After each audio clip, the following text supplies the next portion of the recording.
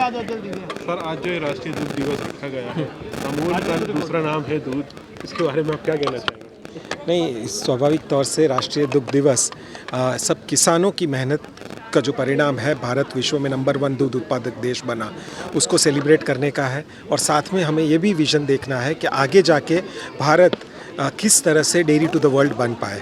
तो अमूल और सभी सहकारी डेयरियाँ इस दिशा में काम कर रही हैं। सरकार का भी जो विज़न है और जो सपोर्ट है डेयरी इंडस्ट्री के लिए, सहकारिता के लिए, वो सबको हम साथ में लेके आगे बढ़ने की कोशिश कर रहे हैं। सर, आज अमूल ने जो ड्राइव करी है 5000 किलोमीटर पूरे किए हैं और नई गाड़ियों का एक तरीके से प्रोत्साहित कर रहे हैं, तो किस तरीके का इनिशिएटिव आप लोग लेना चाह रहे हैं आगे बढ़ के देश? ये जो क्लीन फ्यूल रैली का जो हमने आयोजन किया था देश के 4 कोनों से, हिम्मतनगर से माननीय केंद्रीय गृह और सहकार मंत्री श्री अमित शाह साहब ने इसका फ्लैग ऑफ किया।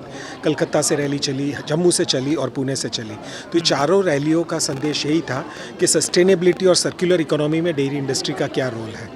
गाय हमें दूध तो देती है, साथ में गोबर भी देती है। तो अगर वो गोबर इकट्ठा करके आपने उसमें से बायोगैस प्रोड्यूस किया, बायोगैस से घर का चूल्हा भी चलता है और इस तरह की गाड़ियाँ भी चलती हैं, और जो स्लरी बचती है वो एक ऑर्गेनिक फर्टिलाइज़र है। तो इस मॉडल में सबका फ़ायदा है। किसान की आय बढ़ती है क्योंकि उसको गोबर के दाम मिलते हैं। देश काफ़ी सारा फ्यूल इंपोर्ट करता है, काफ़ी सारा फर्टिलाइज़र इंपोर्ट करता है। अगर आपने अपने ही गोबर से ऑर्गेनिक फर्टिलाइज़र बनाया, ऑर्गेनिक और उसको खेत में यूज़ किया, तो उसकी एक फॉरेन एक्सचेंज की बचत हुई, आपकी पर्यावरण की भी सुरक्षा हुई कि हम कस्टमर्स को भी ऑर्गेनिक फूड जो बिना केमिकल फर्टिलाइज़र और पेस्टिसाइड से बनाए वो भी खाने को मिला। तो ये विन विन सिचुएशन है। इसका डेमोन्स्ट्रेट हमारी डेयरी इंडस्ट्री कैसे कर सकती है, सहकारी डेयरियाँ कैसे कर सकती हैं, इसीलिए रैली का आयोजन किया।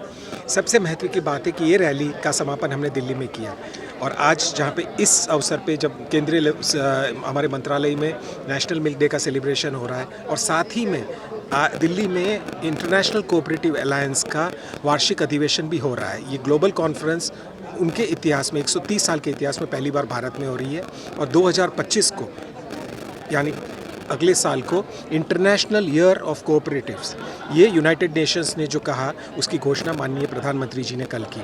तो ये एक बहुत ही हमारे लिए गोल्डन अपॉर्चुनिटी था देश की सहकारिता को लोगों तक पहुंचाने का, और डेयरी इंडस्ट्री किस तरह से काम कर रही है ये लोगों तक पहुंचाने का। Thank you.